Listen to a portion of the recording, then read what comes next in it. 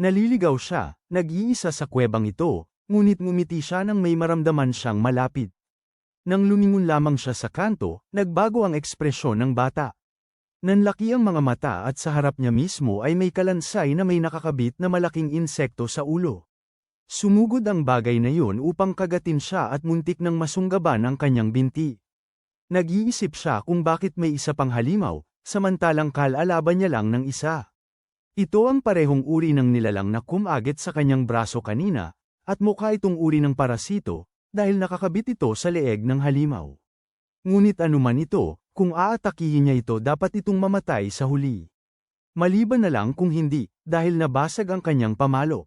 Lumingon ang halimaw at kinagat direkta ang kanyang balikat. Ang bida ay sinalag ito gamit ang natira sa pamalo at itinulak pabalik. Ngunit dumating muli ang nilalang, hinawakan siya sa mukha, pinatumba siya sa lupa, at ngayon ay ninunguya nito ang maliit na braso ng bata. Inabot niya ang gilid, nakakuha ng bato, at pinagpapalo ito sa ulo ng nilalang hanggang sa bumagsak ito. Galit na galit, bumangon siya at lubusang pinahinto ang nilalang sa lupa, hanggang sa wala nang matira sa bakas nito. Hindi man lang ang insekto. Pagod na siya, nanginginig ang kanyang paningin, nang mapansin niya ang isang kawan ng mga nilalang na papalapit sa kanya. Lahat sila ay may mga parasito sa kanilang ulo. Akala ko susuko na lang siya sa buhay, ngunit tumayo pa rin siya at sinabing tatapusin niya ito hanggang sa huli. Sumugod siya, sinuntok niya ang bibig ng una, pero kinagat siya ng bahagya, parang isang nagugutom na aso. Nakaya pa rin niyang umikot at gumanti ng siko sa ulo, pero may isa pang lumukso sa kanya at ibinagsak siya. Sinubukan niyang gamulong para makaalis mula sa ilalim nito, nang bigla na lang may kakaibang asul na usok na nagsabing nakaka-interes ito. Nang tumingin siya sa gilid, mayroong maliit na asul na nilalang na parang demonyo na lumilipad doon. Nagtataka siya kung nabaliw na ba siya, kung nalasan ba siya, o kung ano paman. Ang nilalang ay nagsabi lang na para sa isang nasa bingit ng kamatayan, wala sa mga iyon ang mahalaga. Kung gusto niyang mabuhay, kailangan niya itong kunin. Nang makita niyang papalapit na ang kumpol, tumakbo siya papunta rito, lumukso, kinuha ito sa huling sandali, at bigla. Isang asul na aura ang kumalat sa buong silid. Ang usok mula sa epektong parang alon ay naghiwa-hiwalay at nagsimulang umagos patungo sa kanya, nagiging isang baseball bat. Nakatayo siya roon, nag-iisip, bakit mangyayari ang isang bagay na biglaan at walang paliwanag? Ngunit wala ng oras, dahil may isa pang nilalang na paparating. Kinuyam niya ang kanyang mga ngipin at hinato ang bat ng diretso sa gitna ng dibdib nito, lubos itong winasak. Mga labi na lamang ng katawan ang bumagsak sa sahig. Naisip niya na may kakaibang kapangyarihang dumadaloy sa kanyang katawan. Halata namang may kinalaman ito sa bagay na hinawakan niya. Wala siyang ideya kung ano yon, ngunit hawak ang bat na ito, sigurado akong malilinis niya ang dungeon na ito mag-isa. Ngunit bago yon, babalikan natin at matutuklasan na ang ating bida ay isang henyo sa bat. Biglang may tumawag sa kanya, at ito ay isang 700 taong gulang na lalaki, nagtatanong kung may laro ba siya ngayon. Sabi niya, oo, ngayon ang malaking pinal. Sabi ng matanda, nananatili pa rin ang kanilang pastahan, kung matalo siya kahit minsan, aahitin niya ang kanyang ulo, magtatrabaho sa templo, at tatalikuran ang pangarap na iyon. Sabi ng bida, hindi mangyayari yon. Nang may tumawag ulit sa kanya, isang inaantok na babae ang nagtanong kung umaalis na siya, at tinanong niya kung bakit siya nagising ng napakaaga. Sinabi lang niya sa kanya na iabot ang kanyang kamay at huwag maging duwag. Naghulog siya ng manika sa kanyang kamay at sabi niya, ano ito? Sabi niya siguro bulag siya, dahil halatang halata na napaka-cute na manika yun. Sabi niya, hindi naman ganoon ka-cute ang itsura nito. Nang makita niyang naiinis na ito, nagpasalamat siya rito at hinaplos ang ulo nito, tinatanong kung bakit bigla itong naging mabait. Pagkatapos, sinipa siya. At sinabi ng matanda na bumalik sila ng ligtas, gaya ng dati. Kinuha niya ang malaki niyang bat, sinabing babalik siya agad, at dumiretso sa paligsahan. Ito ang finals ng championship ng baseball ng paaralan, at naghahanda na siya para sa pitik na yon. Lahat ng tao sa stadium ay nanunood sa tinatawag nilang pinakamagaling na batter sa Korea. Umindayog ang pitcher, hinayla ang braso pabalik, tinitigan siya habang ngumingiti ang bida. Pagkatapos, binato niya ito na parang kanyan, diretso sa kanya. Ngunit mukhang handa ang bata, sinusundan ang bola at umindayog para sa isang buong power hit. Halos mapahamak siya. Ang bola ay lumipad na parang bala sa gilid ng kanyang ulo at sumirit pa itaas sa kalangitan, bumagsak. Sa mga upuan, gaya ng dati, nag-home run na naman siya. Kitang-kita na may talento ang bata. Siya ay isang mapagkakatiwalaang batang manlalaro, ngunit alam na natin na mapupunta siya sa ibang mundo kaya sa isang punto ay kailangan niyang mamatay. Umuuwi siya habang iniisip, maganda, nanalo siya sa championship ng eskwelahan. Wala nang paraan para hindi siya makasali sa totoong team ngayon. Pagkatapos, tinamaan siya sa dibdib, at sinabi sa kanya ng babae ring yun mula kanina na gumising at ayusin ang sarili. Nag-aasaran sila sa nakakatawang paraan, umaakyat sa hagdan habang nag-uusap, lahat ay masaya, habang sinasabi niya, syempre nanalo siya. Binigyan niya ito ng agimat. Sinabi niya sa dalaga na bilisan para makakain na sila ng hapunan, ngunit pagbukas niya ng pinto ay may nakatayo sa ibabaw ng katawan ng kalbong matanda. Nagsimula ng lumingon ang tao at hindi pa rin napapansin ng babae na may tao. Pagkatapos, pareho silang tumawag sa maestro. Nalilito ang bida pero sinabi ng taong nakasuot ng talukbong na wala itong kinalaman sa kanya. Naputol ang kanyang sinasabi nang iwinagayway ng bida ang bat patungo sa kanyang mukha, kaya napilitan siyang umilag. Agad niyang sinabihan si Hina na tumakbo, pero tinanong niya kung ano ang gagawin niya. Sinabihan lang niya itong umalis at mabilis itong tumakbo. Nagtataka siya kung sino ang taong ito, bakit sila narito sa templo, at ano ang nangyari sa maestro. Gumagalaw ang taong nakasuot ng talukbong na parang nasa Matrix, na nagsasabing gusto sana niyang magpaliwanag, pero wala siyang oras. Nagpakita siya ng kristal at sinabing nakakalungkot na humantong sa ganito ang mga bagay-bagay. Bago pa maunawaan ng protagonista, biglang sumugod ang lalaki na parang bala, hinawakan siya sa leeg at itinulak sa dibdib, sinasabi kay Kim Dan na hanapin ang isang nagngangalang ina.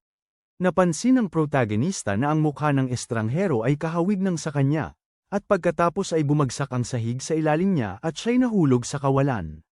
Doon niya biglang tiningnan ang gilid at nakita ang sarili sa kakaibang kuweba. Sa tabi niya ay may itlog mula sa nilalang na yun, ngunit mabilis niyang napagtanto na ito pala ay isang buong pugad. Pagkatapos ay nagsimulang mapisa ang bagay, gumagapang palabas ng itlog at iniisip niya, ano ang nangyayari? Nasaan ako? Bago pa siya makakilos, kumapit ito sa kanyang braso, tinusok siya at mukhang sinusubukang peresihan siya. Mariing iniyugyug ng nilalang ang kanyang braso at inihagis ito palayo, ngunit agad na naramdaman niyang nasusunog ang kanyang braso. Doon niya nakita ang kanyang bat sa tabi niya, kinuha ito, at may isa pang dumating. Pinalo niya ito at naitaboy palayo. Tumakbo siya sa dulo ng kuweba at nakakita ng ilog, at dahil marahil hindi marunong lumangoy ang mga nilalang na yon, ang mga insektong may 8 paa, ay tumalon siya. Lumapit ang mga nilalang sa tubig ngunit hindi talaga pumasok. Ngunit pagkatapos ay nakaramdam siya ng panibagong sakit na kumalat sa kanyang katawan dahil sa dami ng linta na sumisipsip sa kanyang mga binti. Ang kawawang lalaki ay hindi man lang makakuha ng 1 segundo ng pahinga. Lumabas siya sa tubig, itinapon ang mga nakakadiring bagay at nagtaka kung bakit may mga halimaw saan man siya magpunta. Anong lugar ito, at bakit parang hindi na ito ang mundong kinagisnan niya? Pagkatapos, nakita niya ang maliit na manika na bigay ni Yena at nagtaka kung ayos lang ba siya. May ginawa kaya sa kanya ang lalaking puti ang buhok? Sa kahit anong paraan, kailangan niyang manatiling kalmado at makaligtas muna. Sinimulan niyang bumangon, ngunit may malaking halimaw sa likuran niya. May tumulo sa balikat niya at nang lumingon siya, anong yun? Huli na ang lahat, tinamaan ulit siya at natapon pabalik. Naisip niyang kailangan niyang makaalis doon. Nakita niya ang isang maliit na bukas ng kuweba sa likod ng silid, bumangon, tumakbo papunta doon, sinubukang pumasok, at sinundan siya ng halimaw. Halos makadaan ang malaki nitong bibig, ngunit naipit ito sa kabilang panig. Isang paghataw ang dumating at halos madaplisan ang kanyang mata. Umatras siya at sa isang iglap, muntik nang mawala ang pag-asa para sa kanyang mga magiging anak. Halos maihi siya sa takot habang nakatitig sa maninilang ito. Ngunit sa wakas, lumayo ang nilalang. Nakaramdam siya ng ginhawa dahil tila sumuko na ito, ngunit ang kanyang braso ay tila hindi pa rin maayos. Malamang ay mula yon sa naunang insekto at hindi niya ito maramdaman ng maayos. Anong klaseng lugar ito kung saan ang kanyang buhay ay nasa panganib bawat 5 minuto? Kailangan niyang makalabas sa kuweba na ito. Hindi siya maaaring magpatuloy sa pagtatago. Doon niya sinundan ang liwanag at alam na natin ang mangyayari. Nakasalubong niya muli ang nilalang na yon. Matapos niyang pukawin ang kapangyarihang parang sa baseball at talunin ang una, sinabi niyang hindi niya alam ang nangyayari, kung ano ang kapangyarihang ito, ngunit sapat ito upang malampasan ang lahat doon, at basta. Tulad yun na natatakpan ng mga bangkay ang sahig. Ngayon gusto niyang maintindihan kung ano ang paniking ito. Nararamdaman niya ang lakas na dumadaloy sa kanyang katawan, parang isang uri ng mahika, ngunit bigla itong nagkapira-piraso at naging apoy, at hindi niya ito maintindihan. Isang bibig ang lumitaw sa gitna ng apoy, lumipad palabas at kinain ang isa sa mga katawan. Hindi lang isa, nilalamon nito ang buong sahig. Matapos nitong linisin ang silid, ang kakaibang apoy ay bumalik sa kanya at tila bumalik sa paniki. Tapos naramdaman niya ang pakiramdam ng atake sa puso ng matanda, na parang muntik na siyang mamatay, ngunit kasabay nito nagsimulang hamupa ang sakit at nagsimulang gumaling ang kanyang braso. Hindi lang ang kanyang braso, kundi pati na rin ang bawat hiwa, kagat, at hampas na natamo niya. Bukod pa rito, lumalakas ng kakaiba ang kanyang mga kalamnan. Kung anuman ang meron sa paniking ito, malakas ito. Hindi lang siya nagkaroon ng napakaraming atake, nakakuha rin siya ng paraan para mag-regenerate. Dapat madali na ang makaligtas ngayon, maliban sa katotohanang nagugutom na siya ng sobra. Nakahanap siya ng mga kabute nang wala sa oras at walang hinala, pero baka ito na ang pinakamainam na magawa niya sa ngayon. Ang masama rito ay ang ilang kabute ay maaaring labis na nakalalason, at nasa ibang mundo siya. Nakarating siya sa konklusyong yun at gayunpaman ay nagpa siya pa ring kainin ang mga ito. Kaya nga, ang bata ay hindi eksaktong henyo. Sabi niya mas gugustuhin niyang mamatay sa lason kaysa mamatay sa gutom.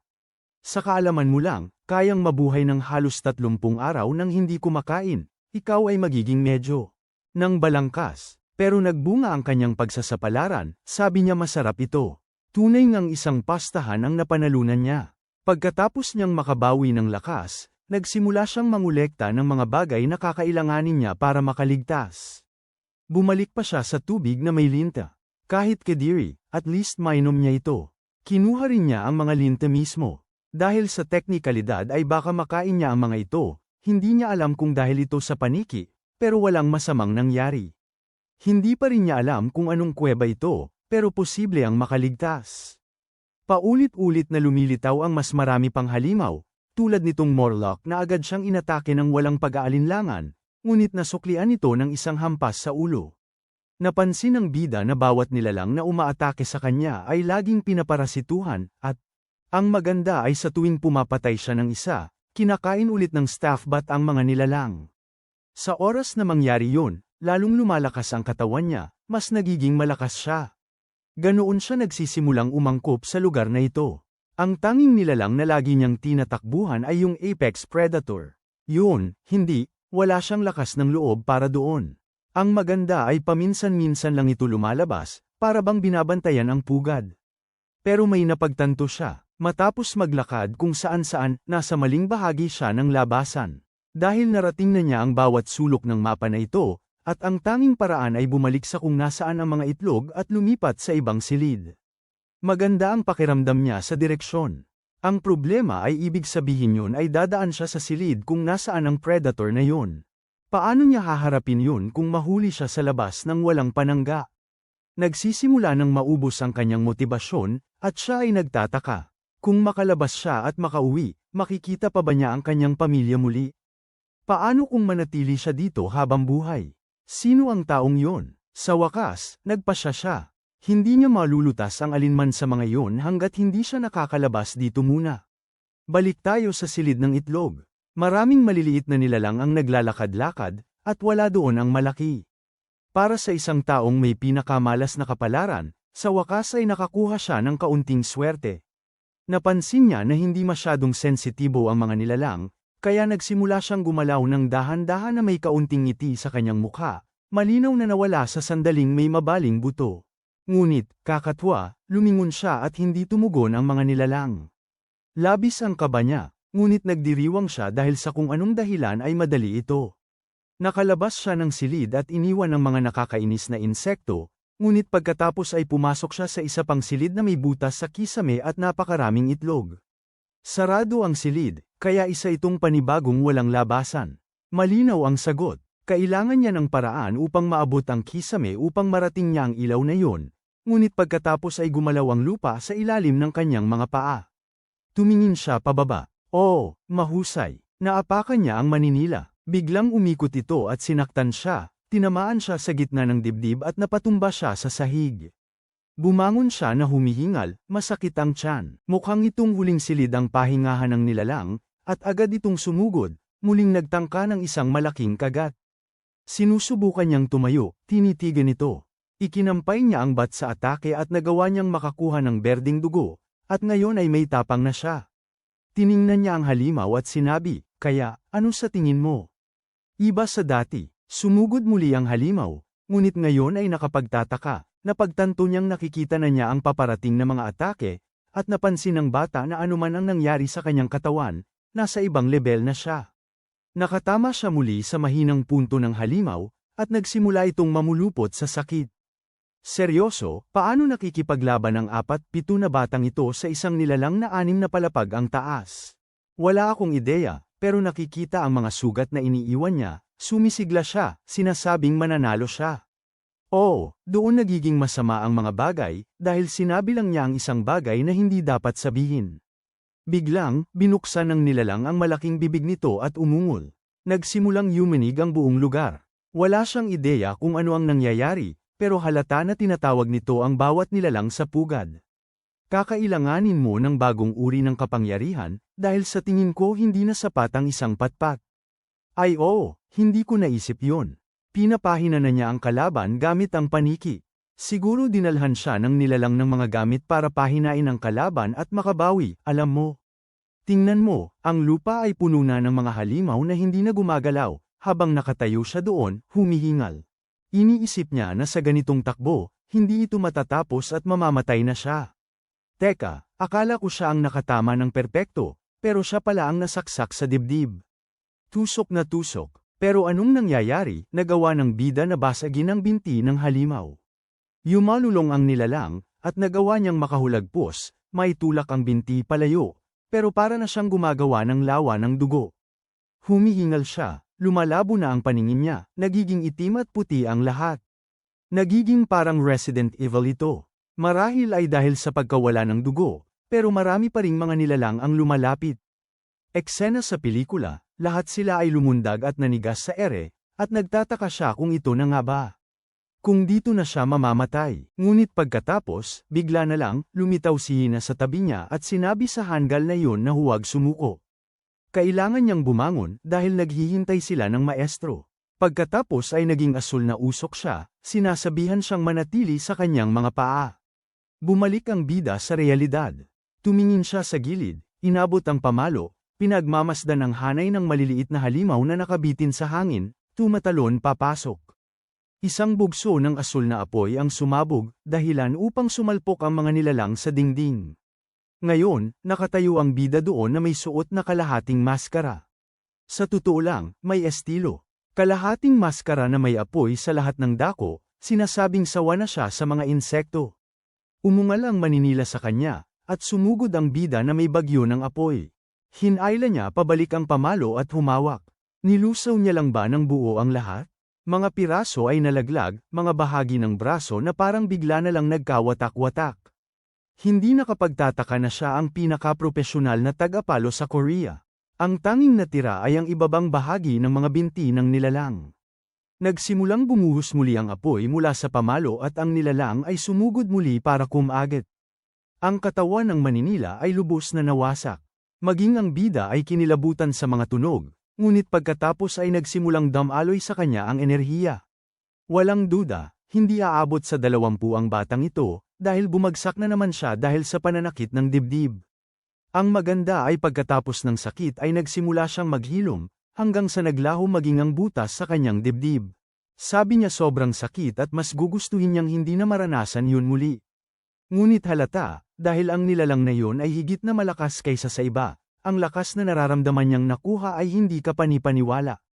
Teka, akala ko nasa kisame ang butas na yon. Mukhang binutis niya ang gilid sa hampas na yon. Sa ano't anuman, magandang balita, nakalabas sila. Masamang balita, isa itong disyerto. Kahit paano, may motibasyon siya. Hindi ito eksaktong mas mabuti kaysa sa isang kuweba, ngunit mas mainam ito kaysa sa maipit. Oo, naisip kong hindi yun magtatagal. Bumagsak siya, sinasabing baka hindi naman pala ganoon kaganda. Ang lugar ay mas walang laman kaysa sa inaasahan niya. Walang maiinom, walang makakain. Ang tanging nakita niya lang sa ngayon ay mga halimaw na kalansay, na siyang pinakamasamang posibleng bagay. Wala silang iniiwan. Wala man lang makakagat sa mga buto na yun. Hindi siya makapaniwala na ganoon siya kahirap lumaban para manatiling buhay, para lang mamatay na parang tanga sa tuyot na kaparangan na ito. Ang mundong kinaroroonan niya ba ang lugar kung saan nalipol ang sangkatauhan? Pagmulat niya ng mga mata, ang gusto lang niya ay sana panaginip lang ito at nasa ibang lugar siya. Sa kasamaang palad, hindi iyon ang nangyari. Minulat niya ang kanyang mga mata at nakita ang lalaking puti ang buhok na sinasabihan si Chloe na mag-ingat.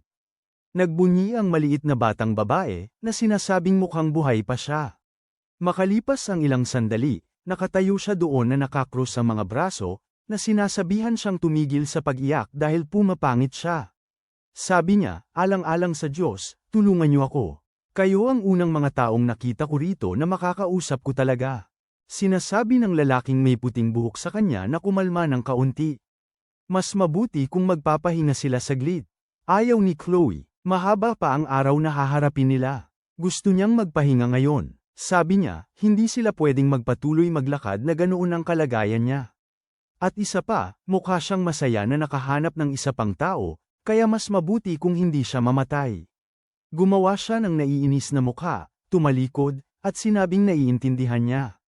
Kaya nagsimula siyang gumawa ng sabaw. Namangha ang bida, matagal na mula nang kumain siya ng totoong pagkain. Tinanong ng babae kung ilang araw na siyang hindi kumakain, at sabi niya, oo. Malinaw, wala siyang nakain ni isang subo sa loob ng 5 araw. Sabi ni Chloe, yun na halos ang hangganan para manatiling buhay. Titig lang ang lalaking may puting buhok, at hindi tipo ng bida na magtago ng sikreto. Kaya nabigla siyang nasabi, oo, sa tingin ko buhay ako dahil sa kapangyarihang nakuha ko sa pagsipsip ng mga halimaw. Ganoon lang, sinabi niya. Sabi ng lalaki na hindi pa siya nakarinig ng ganoong klaseng mahika, at dahil sinabi niya ang mahika na parang normal lang, tinanong ng bida kung may mahika sa mundong ito. Sabi ng babaeng may blonde na buhok, syempre meron. Saan siya galing at hindi niya alam ang tungkol sa mahika? Sabi niya, mahaba ang kwento. At iniabot ng lalaki ang sabaw sa kanya. Sinabi nila ang lahat. Pagsapit ng gabi, alam na nila ang kakayahan ng bida. Nagkomento ang babaeng may blonde na buhok na para sa isang gabi, halos walang zombie o kalansay. Sa paligid, sabi ng bida, iyan ay dahil nilipol niya silang lahat gamit ito. Hindi niya ito maintindihan, habang iniisip ng lalaking puti ang buhok na gaano man karaming beses mong patayin ang mga undead, bumabalik pa rin sila. Pero may sinabi ang bata tungkol sa pagsipsip, kaya marahil konektado yun. Pinasalamatan niya ito dahil sa bata, makakatulog na talaga sila ng mahimbing. Gayunpaman, dahil wala siyang mapuntahan, sumama siya sa kanila hanggang makabalik siya sa kanyang orihinal na mundo. Tinanong ng maliit na babae si Ares kung ano sa tingin niya ang ginagawa niya habang nagtititigan sila.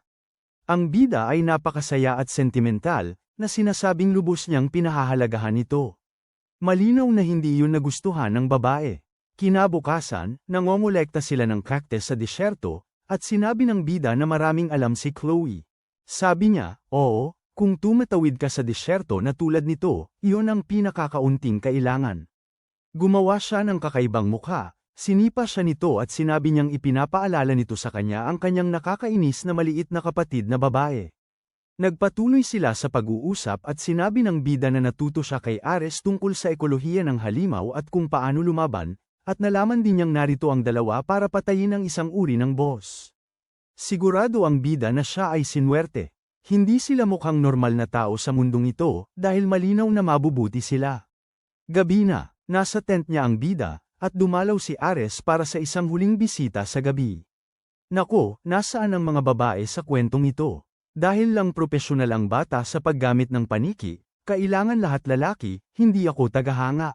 Pinag-uusapan nila ang iniisip niya tungkol sa mundong ito, at sinabi ng bida na medyo nakakainip. Siyempre, ang sumunod na eksena ay tumatakbo siya mula sa isang uri ng dambuhalang dragon. Pareho silang tumatakbo ng mabilis. Sinabi niya kay Chloe na mauna. Lumalapit ang nilalang. Ibinunot niya ang pamalo, hinampas ito sa ulo, at ngayon ay litong-lito na ito. Ngunit pagkatapos ay ipinirmi nito ang paa at bigla nitong iwinasiwas ang isang kuko at naitilapon ang bida. Tinawag ni Chloe si Dan at pagkatapos ay tumingin siya sa itaas at wow, hindi pa ako nakakita ng dragon na lumundag para kumagat ng ganoon. Ngunit biglang may bumulusok na parang bala at hinati ang nilalang sa dalawa. Si Ares, na mukhang nababato at may estilo, ay nagtanong, ayos lang ba kayong dalawa? Bumangon ang bida, puno ng gallows at pasa, sinasabing, ayos lang ako. Wala lang. Pagkatapos, lumabas ang espiritu mula sa paniki at sinimulang kainin ang nilalang. Ito ang unang beses na nakita nina Ares at Chloe na may kinain ng ganoon at nag-regenerate ang bida. Tinanong niya kung iyon ang engravings na sinasabi niya at sinabi niyang oo, ganoon o higit pa ang paggana niyan. Mas lalong humanga si Ares na nawala pareho ang bangkay at ang mana. Pagkatapos, sinulyapan niya si Dan at sinabing may ipapagawa siya rito. Pagbalik kinagabihan, sabi ni Chloe na baliw iyon. Anong ibig mong sabihin, gusto niyang palabanin si Dan sa lich? Para mo na rin siyang pinapante sa panganib. Dapat manatili siya sa plano at patayin ng mag-isa dahil iyon ang pinunta nila rito. Sinabi niya rito na hindi niya pipilitin ang bata kung tumanggi ito. Nagpapatuloy ang galit niya na sinasabing walang ideya ang bata kung gaano kalakas ang isang lich, sobrang delikado yun, ngunit mula sa malayo ay sinabi ng bida na susubukan niya. Ang kailangan lang niya ay malaman ang plano. Sa susunod na eksena, ipinaliwanag ni Ares na bago sila sumabak sa laban na yun, kailangan nilang malaman ng eksakto kung paano gumagana ang kapangyarihan ni Dan, kung ano ang mga limitasyon, kung gaano siya kabilis makabangon, kung gaano karami ang kaya niyang i-absorb, at iba pa. Naisip ng bida na kailangan niya talaga yun dahil kung lalaban siya, kailangan niyang malaman kung ano ang kaya niya at hindi niya kaya. Ngunit sa susunod na eksena, nakatayo lang siya roon, nakatitig sa paniki sa lupa, na parang ano ang ginagawa natin dito? Ipinaliwanag ni Chloe na susukitin nila ang mana at parang teka, may mana din ako. Sabi niya dapat, dahil lahat ng tao sa mundong ito ay may mana. Sabi ni Ares kailangan niyang suriin ng buo ang bata at kakaiba, biglang nahiya ang bida na parang oy huwag mo akong tingnan ng ganyan. Ano ba naman yan? Malinaw na hindi ganoon. Idinikit lang ni Ares ang kamay niya sa balikat nito, lumapit sa likod niya at sinimulang suriin ng malalim. Tunay ngang tila pumasok ang kanyang kamalayan sa loob ng bata. Nasa loob siya at nakikita ang mga mana heart na nakatingin sa anino ng apoy. Binawi niya ang kamay niya, na mukhang gulat. Tanong ng bida, tapos na. Sabi ni Ares, sa kasamaang palad oo, pero wala siyang natutunan at iniisip niyang mahirap iuri ang batang ito bilang mayroong normal na mana. Parang may ibang nilalang na nabubuhay sa loob ng kanyang katawan. Ang kapangyarihang yun ay malinaw na mapanganib. Sa susunod na kabanata, naglalakad si Mr. Skelly, tumingin sa gilid at biglang nabato sa bibig at bumagsak. Matagal na rin simula nang mapadpad ang protagonista sa lupaing ito. Hindi niya alam eksakto ngunit humigit kumulang 3 buwan na. Nawala na siya ng bilang kung ilang halimaw na ang kanyang naabsorb. Malayo na ang kanyang katawan sa maituturing na tao. Isang bagay ang sigurado, napansin niya na bawat bahagi ng mundong ito ay punong-puno ng halimaw. Ngunit kahit papaano, may mga kasama siya sa kanyang tabi.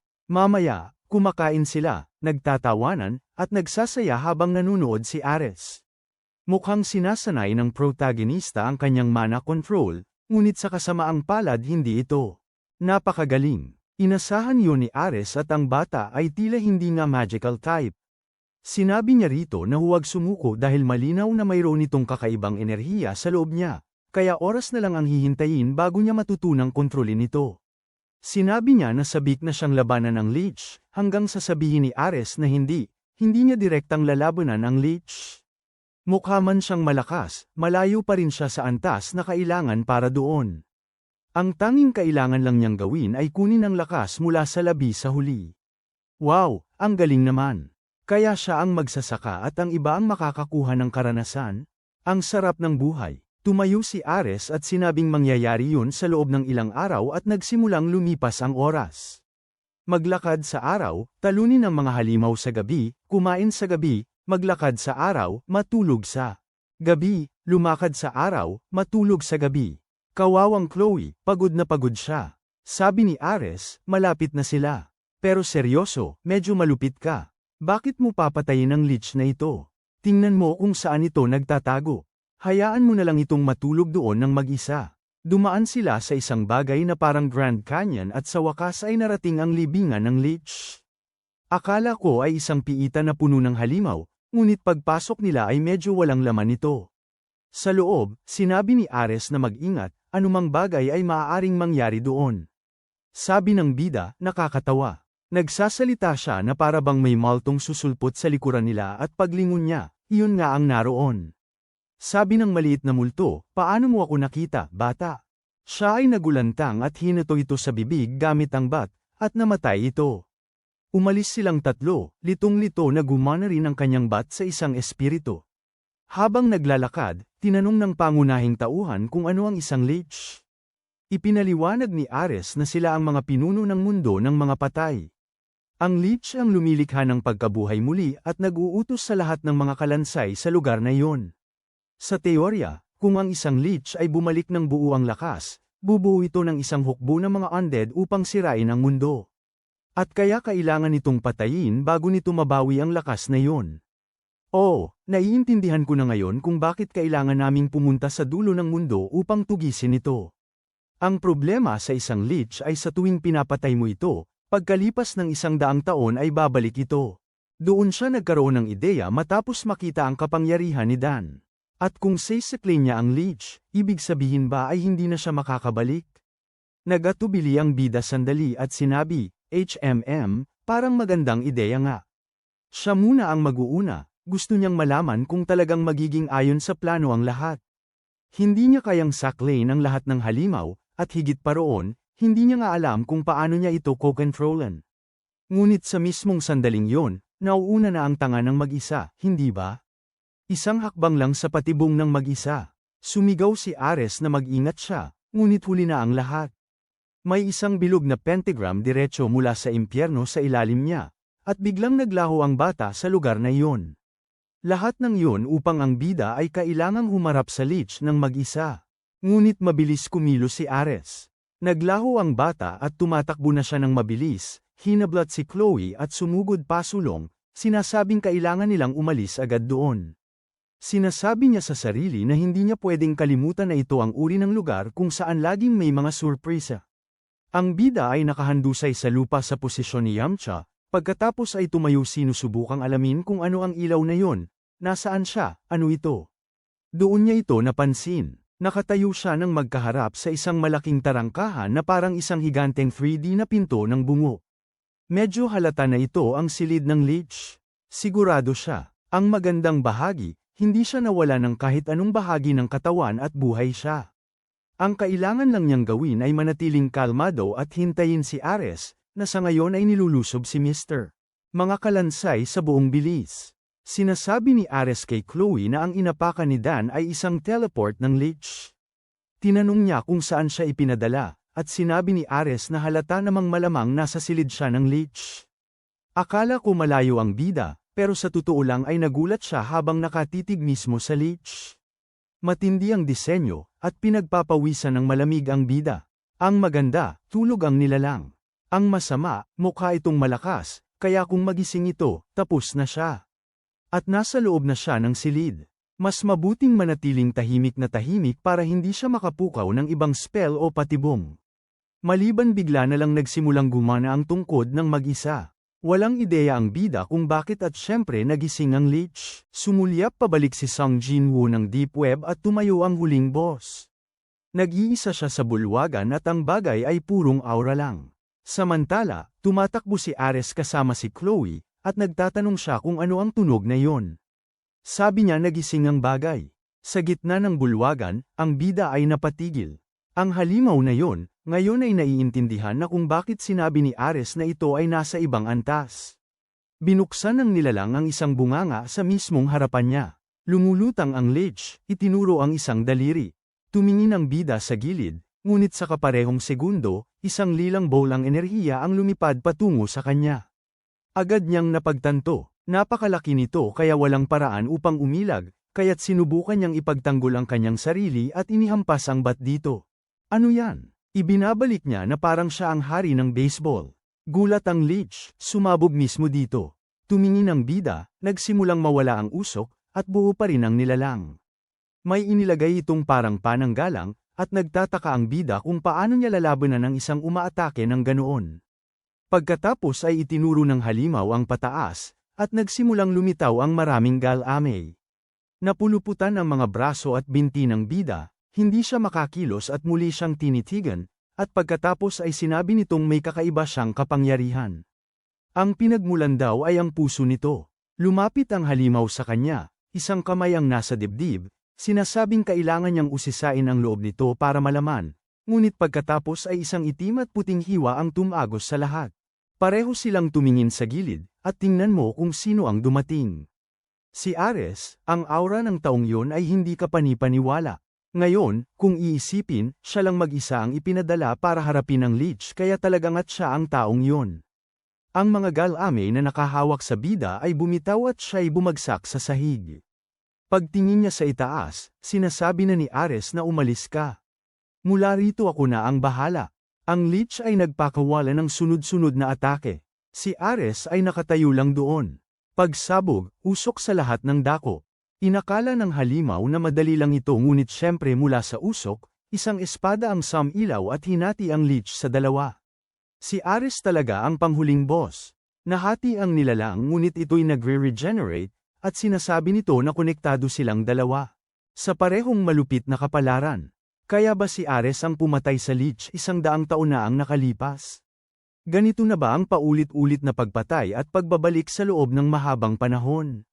Walang ideya, ngunit ang halimaw ay lumulutang sa gitna ng silid, lumilikha ng isang napakalaking pagbugso ng enerhiya sa itaas nito.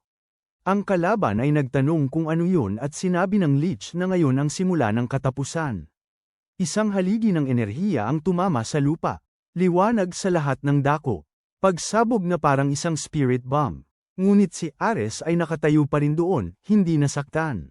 Kanyang tiniis yun at ang buong silid ay gumuho hanggang silang dalawa na lang ang natira. Pagkatapos ay sinabi ng leech na palagi mo akong hinaharap ng mag-isa kaya bakit ka nagdala ng estranghero ngayon? Siya marahil ay isang uri ng alas para maalis mo ako. Ngunit hindi lang ikaw ang naghanda ng kakaiba sa pagkakataong ito. Pinagsama nito ang 4 nitong kamay at tinawag ang bulong ng kawalan. Sa isang iglap, natagpuan ni Ares ang kanyang sarili sa isang nabagong dimensyon.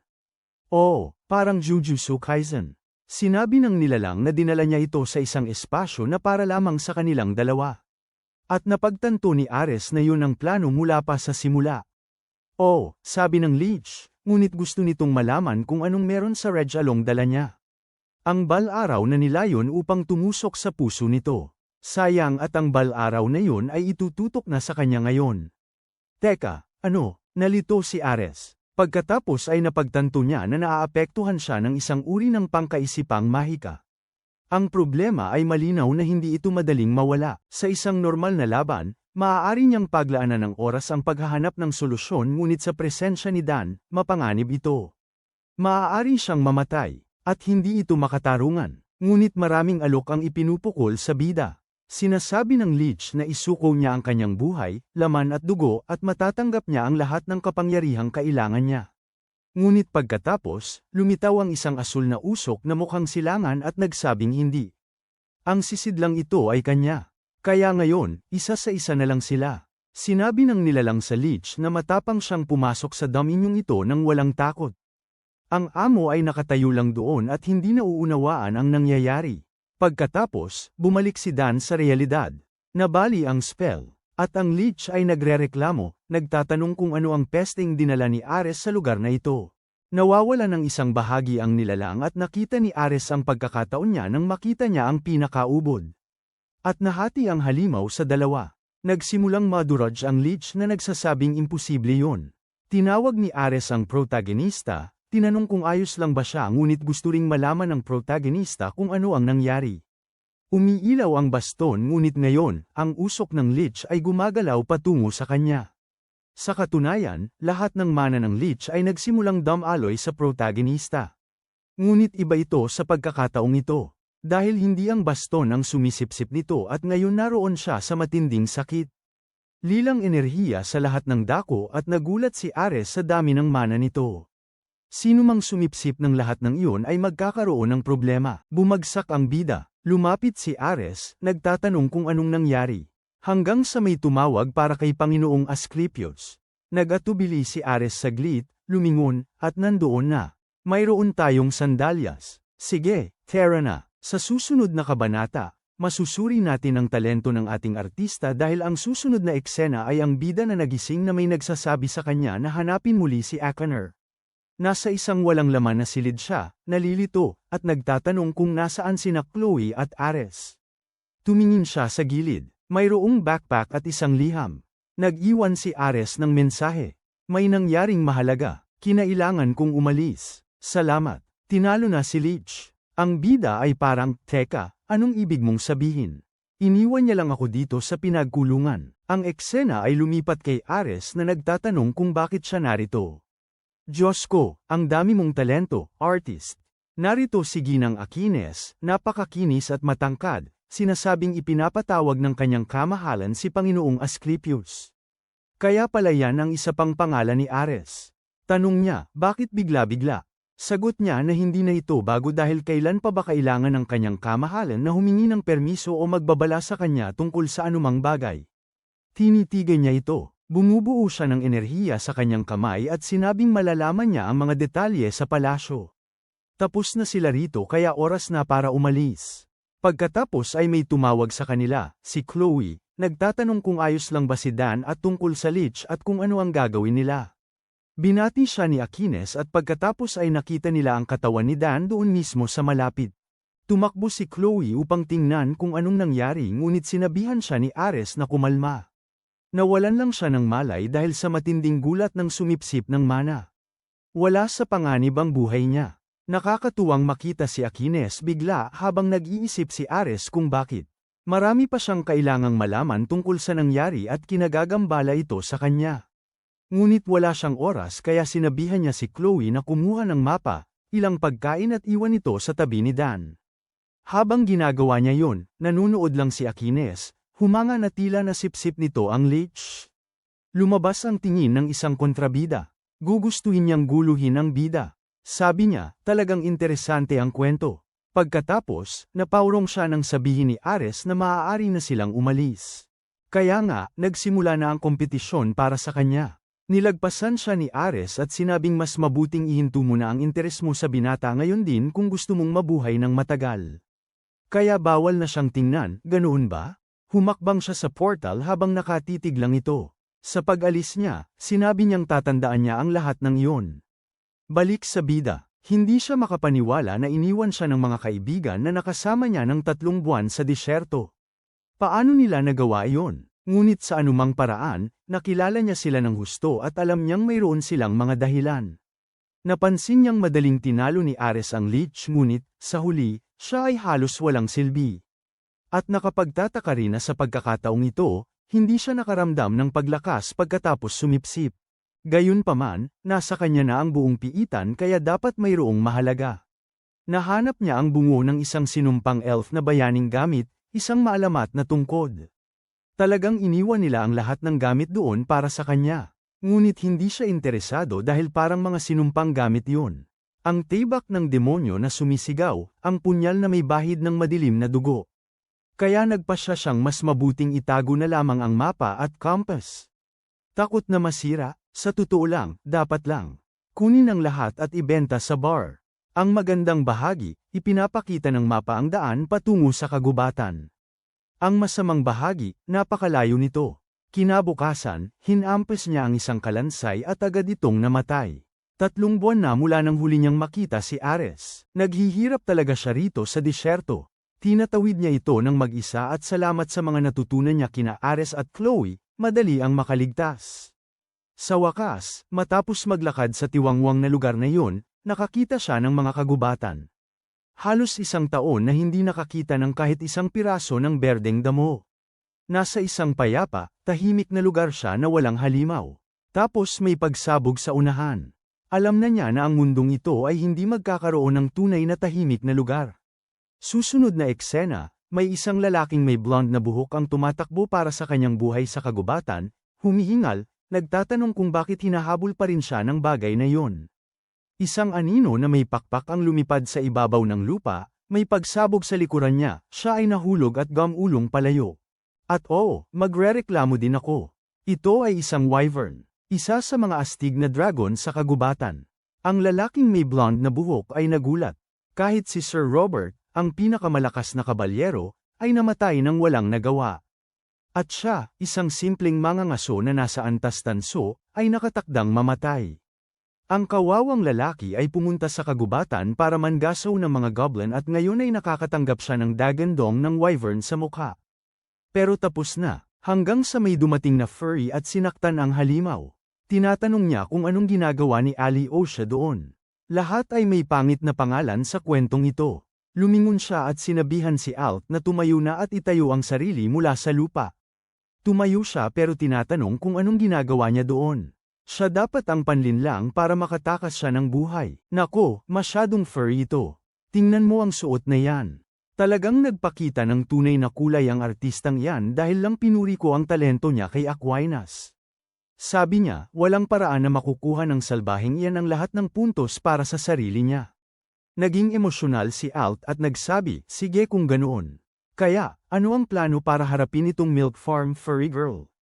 Sabi niya, kung may plano siya, hindi sana namatay si Robert. Ang gagawin lang nila ay tumakbo ng hindi lumilingon. Sabi niya, sige, nagbilang siya ng 1, tapos may dumating na atake mula sa gilid niya at tumama sa kanya ng diretso. Akala ko may sasagip sa ating Parmalat Furry Girl pero tuluyan siyang bumagsak. Inakala ni Alt na ito na ang katapusan nila pero pagkatapos ay may 2 bal-araw ang lumipad mula sa mas malalim na bahagi ng kagubatan at tamang diretso ang halimaw sa noo. Lumingon siya at nakita niya si Celeste. Anong klaseng grupo ba ito, Alt? Ayoko rin mamatay. Kung ganoon ang grupo ng mga adventurer ko, gugustuhin kong gugulin ang buong buhay ko sa pagpatay lang ng mga goblin. Si Celeste siya at humihingi siya ng tawad dahil hindi rin siya nakatakas at nakaiwan sa kanya. Pagkatapos, lumipad ang wyvern, naglagay ng anino sa kanya at sumisid na nakanganga ang bibig. May pamatak na luha, sigurado siyang dito na siya mamamatay. Hanggang sa kumilos ang mga paniki, huwag mag-alala. Dumating na ang Bat Maestro. Susunod na eksena, nagpapasalamat ang dalawa sa kanya. Ang protagonista ay parang, oo, walang problema. Hindi naman big deal. Naroon si Alt, hawak ang kamay niya, at sinabing tagapagligtas si Dan. Kung hindi dahil sa kanya, namatay na sana ang malabalahibong babae na Parmalat. Pero nagulat pa rin siya na napatumba ng bata ang isang wyvern sa isang atake. Si Dan ba ay isang mangangaso na may mataas na ranggo o kung ano? Siguro ginto, o platinum man lang. Nakatayo lang ang pangunahing lalaki habang nagtatanong ang dalawa na, ano ang ranggo mo bata? Sabihin mo sa amin, hanggang sa magtanong ang pangunahing lalaki kung ano ba ang buong bagay tungkol sa mga mangangaso na may ranggo. Hindi nila naiintindihan, at nakatayo siya doon na may mukhang naguguluhan, na tila sinasabi, ipaliwanag niyo sa akin. Hindi mahusay ang bata sa pagtatago ng mga sekreto, ano? Kaya sa susunod na eksena, ang sabi na agad ng lalaki, teka, galing ka sa ibang mundo.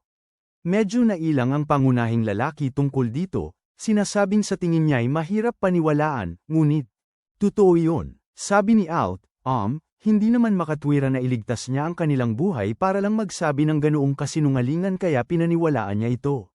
Bitbit ng babae ang lahat ng gamit habang sinasabing hindi niya inakalang gumagana talaga ang teleportation, pero sa tingin niya, totoong mayroon ngang ibang dimensyon. Naglakad ang iba sa unahan na sinasabing syempre meron, na parang alam din nila ang lahat tungkol sa mundong ito. Napagtanto ng pangunahing lalaki na ang mga kaso tulad ng sa kanya ay tila hindi gaanong karaniwan. Tapos sabi ng lalaki na sa kahit anong paraan, nakakatakot ang ginawa niya.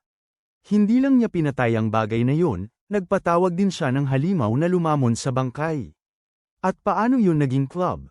Mukhang ang lahat mula sa mundo niya ay espesyal. Ang pangunahing lalaki, ayaw magpaliwanag ng marami, sinabing siguro. Tapos biglang huminto si Alt at sinabing nakarating na sila. Ang silangang rehiyon ng teritoryo ng Lamanya, na kilala bilang Shiltruk, anong klaseng pangalan? Naging emosyonal ang pangunahing lalaki, umiiyak at tinanong ni Alt kung anong problema, hindi ba ito kasing ganda ng inaasahan niya? Sabi niya hindi yun. Kasi matagal na simula nang makakita siya ng ganito karaming tao. Agad-agad kumain ng karne, uminom ng serbesa ang bata, sobrang saya. Hindi niya inakala na darating ang araw kung kailan siya makakainom ng legal sa ibang bansa. Marahil ay dahil sa tagal ng panahon na ginugol niya sa desyertong yun. Pero lahat ay masarap. Ngayon naghihintay siya kay Celes na nagsabing isasama niya ang iba para gawin kung anuman. Kailangan nilang gamutin ang Parmalat na balbon na babae at kunin din ang katawan ni G. Robert. Doon palang nerealize ng pangunahing karakter na nawalan ng kaibigan ang team. Bumantong hininga si Alt, inabutan siya ng pera at sinabing magkikita sila mamaya. Naubos ng pangunahing karakter ang laman ng kanyang plato pero wala pa rin. Umaasa siyang babalik talaga sila. Doon niya napansin ang iba't ibang uri ng tao, ibang lahi. May isang lalaking mukhang Gregis. May isang babaeng kuneho, isa silang furry kaya halatang hindi siya nasa lupa. Kahit ano paman, pagod na pagod siya. Kaya bigla na lang, kinabukasan na. Ilang taon na mula nang huling makatulog siya sa kama. At maaga pa lang sa umaga, may kumatok sa kanyang pinto. Bumangon siya para tingnan kung sino ito at nakita niya ang furry girl at ang mamamana na nagtatanong kung mahimbing ang tulog niya. Pareho silang nakatingin sa kanya at nakatayo lang siya roon na walang sinasabi. Susunod na eksena, pababa sila at tinawag siya ni Alt. Sinabi nila sa kanya na gustong magpasalamat ng dalagang balbon ng personal. Medyo nailang siya na sinabing hindi naman ganoon talaga. Hindi ko maintindihan kaya mukhang hindi siya magpapasalamat. Pero sabi ni Alt, hindi rin naman daw siya nasa mabuting kalagayan kahapon para magpasalamat. Pero yun ang dahilan kung bakit sila narito. Sabi ng pangunahing lalaki, ayos lang. Dahil sa mga barya na ibinigay nila sa kanya, nakatulog siya ng mahimbing. Pagkatapos, maayos na nagpakilala ang lalaki. Si Alt, isang tao mula sa koponan ng Righteous Adventurers. Naku po, ang pangalan ng koponan. Parang humihingi lang sila ng kamatayan. Ang dalagang balbon na Parmelet ay si Alyosha at ang mamamana, tao rin, ay si Celes. Humingi ang pangunahing lalaki ng paliwanag tungkol sa mga mangangaso at ranggo. Nagiging medyo alanganin sila. Hindi sigurado kung ano siya. Baka hindi niya alam pero kami alam namin kaya hindi ko na masyadong ipapaliwanag. Oo, mula bronze hanggang mithril. May mga halimaw na dapat patayin at mga mangangaso para patayin sila. Ang iba gusto lang ng pera pero karamihan ay namamatay. Mapanganib ang mundo, lumang kwento na. At halata naman na dahil bronze rank lang sila, halos hindi sapat ang kinikita nila para mabuhay. At itong mga taong walang pera ay nakahanap lang ng paraan para kumita. Kaya ang sabi nila, "Oy Dan, gusto mong sumali sa aming grupo?" Nalilito ang pangunahing bida. Ako, ang taong mabilis na nakapatay ng dragon. Bakit nila gugustuhin ang isang tulad ko? Sabi ni Alt, hindi naman ito kalokohan. Ang totoo lang, matutulungan nila siyang umangkop sa mundong ito dahil kailangan niya ng pera.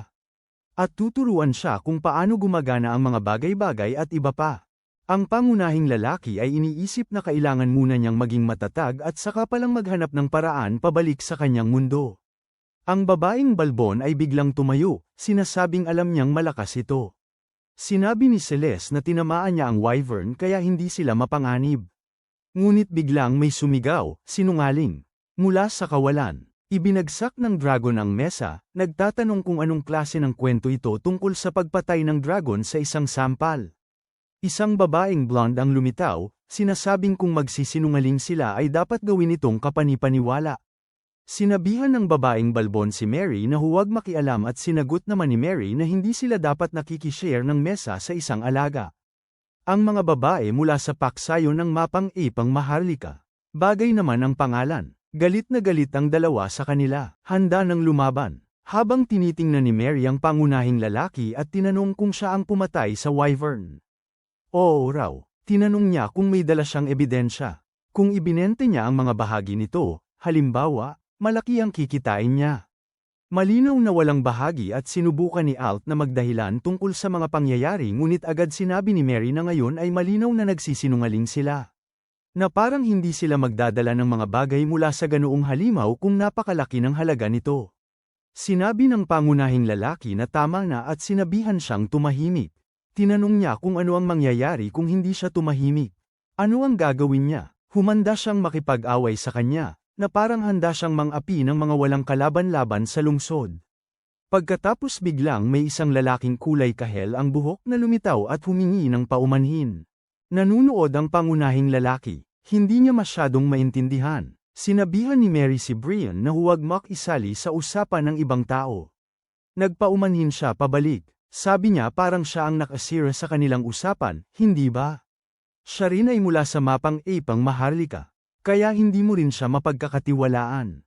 Sinusubukan nilang umalis. Ngunit tinawag siya ng pangunahing lalaki, hinawakan ang balikat niya gamit ang malaking kamay na iyon at sinabing nasa kalagitnaan pa siya ng usapan. Hindi yun nagustuhan ni Brian, lumingon siya at sinabing pwede na nila itong iwanan dito. Wala silang ideya na binubunggo nila ang hari na nagiging seryoso sa pamamagitan ng kanyang kapangyarihan. Tinitigan ng bawat isa ang isa't isa hanggang mayroong naglagay ng kamay sa paa ni Brian. Sinasabing tense ang lahat. Ano ba yan? Isang 60 sentimetrong tangkad na tao ang nagsasabi sa kanya na hayaan na lang. Kasalanan naman ni Mary kaya mas mabuting kalimutan na lang ito.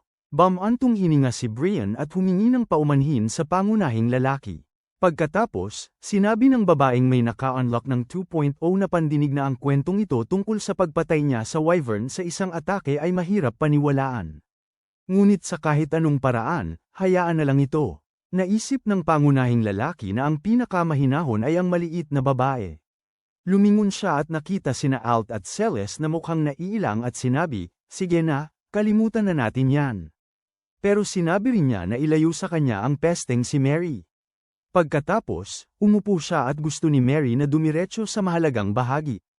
Kaya sabihin mo sa akin paano ako magiging isang mangangaso. Na-realize ng bida na simple lang pala. Magbayad ka lang ng registration fee para makapagsimula kang tumanggap ng mga misyon. Tinanong ni Alt kung may pera siya dahil ang ibinigay niya ay hindi ganoon karami. Ang kawawang bida ay may isang barya. Pero sabi ng lalaki, ang isang gintong barya na tulad niyan ay nagkakahalaga ng 1,000 crown coins at 10 crown ay isang bronze, naku ang komplikado, pero ang isa ay 1,000. Tinanong niya kung sapat na yon. Sabi ng lalaki, oo, dahil ang registration fee ay 500 coins kaya tumatayo na sila at sinasabing aalis na sila dahil kailangan nilang maghanda para sa susunod na pagsupil. Sabi ng bida na hindi niya nga alam ang nangyayari. Mukhang tanggap na siya sa grupo at hindi pa nga siya nakakapag-oo. Pero magkikita sila ulit pagkalipas ng 3 araw. Gulat siya na ganoon katagal. At ipinaliwanag ng lalaki na ang lugar na kinaroroonan nila ay ang Guild Inn. Karamihan sa mga tao roon ay mga mangangaso kaya magandang pagkakataon nito para makakilala siya ng mga tao. Tumingin ng mga misyon at iba pa. Kung sa loob ng 3 araw ay wala pa rin siyang grupo, maaari siyang sumama sa kanila. Pinasalamatan niya sila at sinabing pag-iisipan niya ito. Umalis sila at iniisip niya na napakaraming impormasyon. At bukod pa rito, nalaman niyang nag-ulo niya ang kanyang sitwasyon sa mundong ito dahil kalahati ng pera niya ay mapupunta sa pagpaparehistro para sa pakikipagsapalaran na ito. Sinimulan niyang kalkulahin ang pagkain, ang halaga ng karne, ang pananatili doon, at napagtanto niyang mapapahamak siya. Halos kara rating lang niya sa lungsod at malaki ang posibilidad na maging pulubi siya. Kaya naghanda siya para sa mga misyon ng pagsupil dahil kailangan niyang gumanap ng mahusay. Kaya bumili siya ng baluti na ang tanging silbi lang ay para lang hawakan ang pamalo sa likod niya at komportable siya sa ganoon. Sabi ng babae, bagay na bagay. Natural. Nagtitinda siya. Parang sasabihin niya pa na hindi bagay. Umalis siya na iniisip na wala namang ibang pagpipilian, ito lang ang kaya niyang bilhin. Ngayon sa syudad, saan nga ba siya magsisimula? Ang plano ay kumita ng pera. Kaya halata namang dapat kausapin niya ang Farah na babae sa likod ng counter. Ibinagsak niya ang malaking papel sa mesa. Bakit siya kumukurap ng ganoon? Oh, Farah ang lalaking ito. Alam mo na, sabi niya gusto niyang humiling. Pero pumili siya ng misyon na mas malaki ang bayad. Pilak at halata namang hindi niya ito magagawa dahil basura ang kanyang ranggo. Kaya ang bata ay nagsimula sa antas 1 ng antas 1. Nagbubuhat ng sako-sakong buhangin. Pagkatapos, naglilinis siya ng dumi ng baka. Naglalaba pa nga ang bata. At di nga, kung ako yan, ipapamalas ko na sa lahat ang aking galing. Nagtatapos ang araw at pagod na pagod siya. Mas mahirap pa ito kaysa sa isang dungeon at pagkatapos ng lahat ng yun, kumita lang siya ng 30 baryang tanso. Hindi man lang yun sapat para sa tirahan niya. Nakakita siya ng tindahan sa kalsada na may mga tusok-tusok at naisip niyang ayos na ang isa. Nagtrabaho siya buong araw. Sige, 10% lang ng sweldo niya ang nagastos niya. 3 barya. At nagulat siya, ang sarap pala talaga ng pagkain sa mundong ito. Pero ibig kong sabihin, kumakain siya sa modernong mundo. Kaya ang mga gamit dito ay seryosong maganda ang pagkakagawa. Ngunit biglang may lumapit mula sa likod. Isang kakaibang kamay ang nagtaas ng compass na diretso ang turo sa bata. At heto na ang isang matapang na munti. Nakaburot ang pisngi ng pangunahing lalaki, humihingi pa ng pagkain, at gustong malaman kung ano ang sekreto. Ayos, ngayon natatakot ako sa sinabi ko. Sa paraan ng paghila niya sa kanyang damit, batay sa tangkad niya, huwag kang mag-isip ng iba. Tumingin siya nang sabihin ng tao na nakita siya nito. At pagkatapos nakita niya ang isang duwende na diwatang mangkukulam. Ilang katangian mayroon ng babaeng ito. At sinabi niya na natagpuan niya ang kanyang tadhana. Ano ang ibig mong sabihin? Pagkatapos, ipinakita ang dalawa na nag-uusap, kung saan siya nagtatanong kung ano ang tungkol sa bagay na ito sa kanya na siya ay ang itinakdang bayani. Sabi lang niya ay siya nga at humihingi siya ng patunay. Sabi niya, propay siya raw yun ng kanyang amo. Ang kumpas ay tumuro sa taong magliligtas sa mundong ito at ito ang gumabay sa kanya patungo sa lalaki kaya hindi ito maaaring magkamali. Sabi ng pangunahing lalaki, malinaw na kainahinala yon sa totoo lang. Tapos sabi ng babae, wala siyang kaalam-alam. Ang kanyang amo ay si Drenes ang propetikong mangkukulam. Wala siyang ideya kung sino yun at nagtanong kung sikat ba siya o kung ano. Sabi ng babae, hindi pa nagkakamali ang mangkukulam. Kapag sumasakit ang balikat niya, sinasabi niyang uulan at umuulan nga palagi. Sabi ng pangunahing lalaki, mga bagay-bagay iyan ang matatanda at sinabihan siya nitong tigilan yon. Pero tanong niya, sige, ako nga ang bayani. Pagkatapos, anong mangyayari? Sabi ng babae, inutusan siya ng kanyang amo na tulungan ang bayani. Ano man ang gagawin niya, tutulungan niya ito gamit ang salamangka na mayroon siya. Tinanong niya kung paano niya nasabi yun nang hindi pa niya nalalaman ang gusto niyang gawin. Sabi niya, halata namang gusto niyang iligtas ang mundo. Pinutol niya ang sinasabi nito at sinabing hindi. Ang layunin niya ay makabalik sa kanyang mundo. Nako, heto na naman ang bata na walang tinatagong sekreto. Sinabi rin niya sa kanya ang lahat tungkol sa pagiging galing sa ibang mundo at kung ano-ano pa. At kung ganoon, hindi magkatugma ang mga layunin niya sa layunin nito, kaya palem. Hindi siya ang taong gusto niya. Sa itaas, pinagmamasdan ng kakaibang si Mary ang lahat habang sinasabing na-reject ang kawawang babae. Samantala, sinabihan siya ni Brian na huwag na siyang makialam sa buhay ng ibang tao. Sabi niya hindi raw niya maintindihan. Wala nang mas nakakatuwa sa kanya kaysa sa pagpakialam sa buhay ng ibang tao. Iminumungkahi niya na simulan na niyang asikasuhin ang mga papeles. Sabi niya, iyon ang dahilan kung bakit siya naroon. Ang mga maharlika tulad niya ay may mas mahalagang layunin. Si Brian naman ay interesado sa katotohanan na sinabi ng babae doon na isa siyang disipulo nang nagbago ang eksena sa babaeng nag-abot ng compass na sinasabi sa kanya na dalhin ito dahil gagabayan siya nito patungo sa kapalaran. Kailangan daw ni Ariel na hanapin ang taong tutulong sa kanya bilang kapalit. Samantala, ang ating binata ay nasa labas, nagbubuhat ng sako at tumatakbo, nagtatrabaho na parang isang matapat na tao. Seryoso, ilabas mo na ang pamalo at labanan ng halimaw para kuhanin kanila para sa ngalan ng Diyos. Habang siya ay nagtatrabaho doon para sa maliit na halaga, pinagmamasdan ni Ariel ang lahat, lubos na naguguluhan. Bakit ginagawa ng batang ito ang lahat ng bagay na ito? Gipit ba siya o kung anuman? Paano magiging tadhana niya ang isang tulad nito? Kahit ang munting bruha ay ayaw sa mahihirap. Wala na talagang natira para sa bata. Nang tawagin siya ni Dan, tinanong kung ano ang ginagawa niya roon. Susundan mo ba talaga ako sa buong araw? Sige, umalis ka na rito. Bumalik ka sa iyong amo o kung ano paman. Dahil hindi ako ang tinatawag mong bayani. Doon sinabi ni Ariel na namatay na ang kanyang amo. Nailang siya at humingi ng paumanhin, ngunit tumayo si Ariel at tinanong kung gaano niya kagustang bumalik sa kanyang mundo. Kung ganoon, tutulungan niya siya. Ang amo niya ay nagsabi na sa huli ay dapat siyang tumulong anuman ang mangyari kaya ayos lang. Iyon ang gagawin niya. Okay, susunod na eksena, bumalik tayo sa guild ng mga adventurer at naghahanda na si Al. Dumating si Alice na nagsasabing hindi niya makita si Dan kaya hula niya ay umalis na ito. Sabi ni Al na iniisip niyang kakaiba ito ngunit ngumiti siya. Biglang sumulpot si Mary na nagsasabing pinag-uusapan ng buong mundo kung paano napatay ni Dan si Enver sa isang tama at ngayon ay nawala siya nang malaman ng mga tao ang katotohanan. Tinanong ni Al kung bakit siya nakaarmas ng buo. Sabi niya halata naman. Hindi ba niya narinig ang mga bulong-bulungan na may mga halimaw sa lahat ng dako? Kaya naman sila, ang mga mapaniil na maharlika ay inupahan upang siyasatin ang rehiyon. At isang mahalagang bahagi ng misyon ay ang pagbabantay sa mga baguhang mangangaso na baka mamatay dahil sa sobrang hina nila. Sabi ni Alt kaya niyang tumanggap ng kritisismo pero hindi niya pwedeng pintasan ang hari ng paghampas ng bat at pagkatapos si Veronica na babae ay mukhang nagtataka at gustong malaman kung sino itong si Dan na laging pinag-uusapan ng lahat. Sumisigaw si Celes na si Dan ang taong nagligtas sa lahat doon. Sumagot si Mary na ang tagapagligtas nila ay nandoon at nakikipagligawan. Una nakikipag-usap siya sa babae ng misyon pagkatapos nakikipag-usap siya sa isang maliit na mangkukulam tungkol sa tadhana at tila nasa ibang lugar na siya nakikipagsapalaran at nakalimutan na ang grupo. Si Celes naman ay naligaw na ng tuluyan at sinasabing sinabi sa kanya ni Dan ang kanyang kwento na siya ay dumating mula sa ibang mundo ay walang kakilala kaya paano siya nagkaroon ng romansa at kung ano-ano pa. Ngunit napansin niya na mukhang natatakot ang lahat dahil pumasok ang binata sa silid kasama ang kanyang munting bruha. Bumati siya sa kanila ng parang hoy, lahat, narito ako ngayon. Tuwang-tuwa si Alt na makita ang prode na gusto niya ng labis at tinanong kung huli na siya.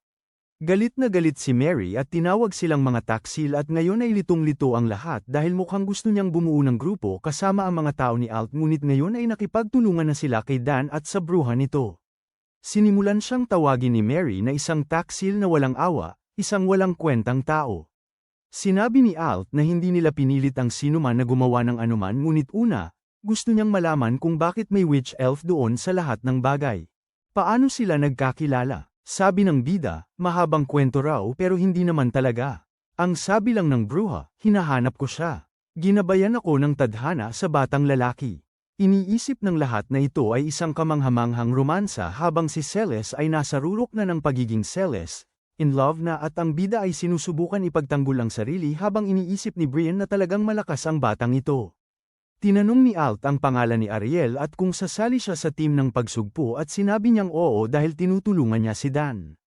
Iniisip ng lahat, ganito pala ang hitsura ng isang tapat na asawa, kara-rating lang niya at handa na siyang ilagay ang sarili sa panganib para sa kanya. Nagpasalamat ang lalaking blonde, dahil hindi makakatulong ang babaeng parang galit na milkmaid dahil siya ay sugatan, magandang may isa pang tao. Ang bida ay humingi ng paumanhin sa hindi pagbibigay babala sa kanila. Sabi ng lalaking may buhok na kulay ginto ayos lang daw at dumating na ang oras. Una, pag-usapan natin ang mga goblin. Berde sila, pumapatay ng nilalang at nagnanakaw, at sila ang pinunta natin dito para patayin sa kagubatan. Ang problema ay hindi nila inaasahan na sasama ang buong pangkat ng mga maharlika. Gusto nilang magreklamo habang si Mary ay patuloy na nangungulit na ito raw ay isang karangalan. Ang magandang bahagi, dahil alam kong lahat ay mapapahamak, ay malamang ang ating kaibigan ang kailangang magligtas ng sitwasyon. Sinabi ni Alt sa ating kaibigan na gaano man sila ka nakakainis, mas bihasa talaga sila na pangkat. Sila raw ang pinakamabilis na pangkat na nakarating sa gold rank. Ang masamang bahagi ay patuloy na binubulabog ni Mary ang lahat, pati na ang duwende. Sinusimula ng buuin ni Alt ang plano. Siya at si Dan sa harap, ang salamangkero naman ay nasa likod kasama ang mga mamamana. Kailangan lang nilang malaman kung anong klase ng mahika mayroon ng munting salamangkero. Tanong niya, ano ba talaga ang kaya mong gawin? Karaniwan, may mga spell ng pagwasak ang mga salamangkero, mga engkanto, alchemy, necromancy, ano ba ang sayo? Hindi pa siya nakatrabaho ng salamangkero, kaya kailangan niyang malaman para mahubog ang estratehiya. Sabi niya ipapaliwanag niya, pero biglang may tumawid sa screen at muntik ng tamaan ng pana ang mukha ng isang tao. Astig, napakagaling na depensa. Kalma, nandito na ang bata.